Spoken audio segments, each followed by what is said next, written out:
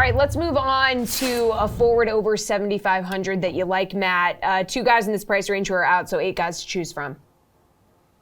Yeah, the other team, it's kind of on the same theme to what Garion's talking about. The team that I think is most likely to rest players tonight is the Chicago Bulls. Now, DeMar DeRozan, who I do like if, let's say, Zach LaVine is out, he may sit too. So this pick may just wind up being totally different because the Bulls will be playing like a skeleton team compared to their normal team. But assuming that Zach LaVine is the one guy who sits because he's the one who's had the back problem, DeRozan becomes really, I think, an elite option at 9,500. The Bulls are going against the Pacers, who ordinarily are not a very good defensive team.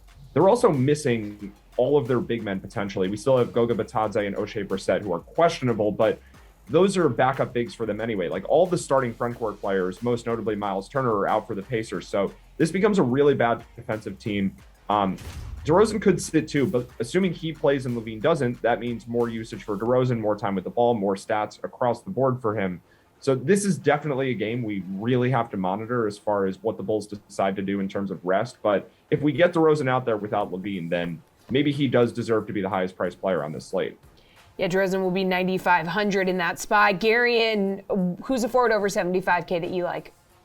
Yeah, I'm going to echo what Matt's talking about. I think it's DeMar DeRozan. I think he's the top option, and I'm pretty confident he's going to play. I mean, he was the one who was given a night off on Monday to start this sort of insane stretch the Bulls are about to undertake in the next 2-3 weeks. So I think he's already got his rest day in.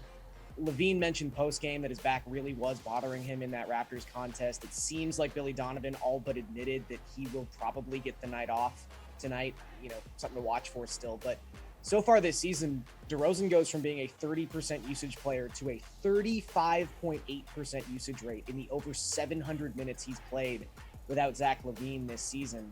And DeRozan in general is just in the midst of a really good run right now. His last 8 games, he scored over 45 DraftKings points in each and every one of those contests. He's averaging well over 1.3 DraftKings points per minute, which is amazing production considering he's not really elite in any category aside from scoring. I mean, he chips in with rebounds, he chips in with assists, but that's like peak level DeMar DeRozan production. So if LaVine's not going to play tonight against the Pacers of all teams, I mean, the Pacers are basically, they've supplanted the Hornets as the best possible DFS matchup in the Eastern Conference. Across their last 10 games, they have the second worst defensive rating in basketball, and they operate at the 5th fastest pace. So that is just a dream matchup for someone like DeRozan.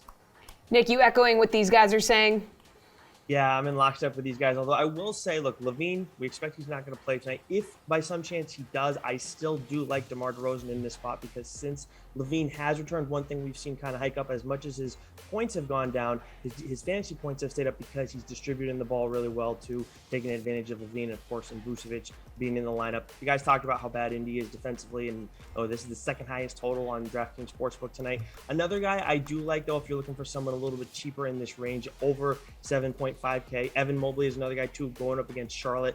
Garion mentioned before, if Indy's not the best team to target defensively or from a DFS purpose, Charlotte's probably the best team. And you always have to consider guys who are playing against them, and they don't do particularly well against opposing big men. So I still like DeRozan as my number one, but I think Mobley is a guy who, if you're looking in that 7K range, you can save a little bit there.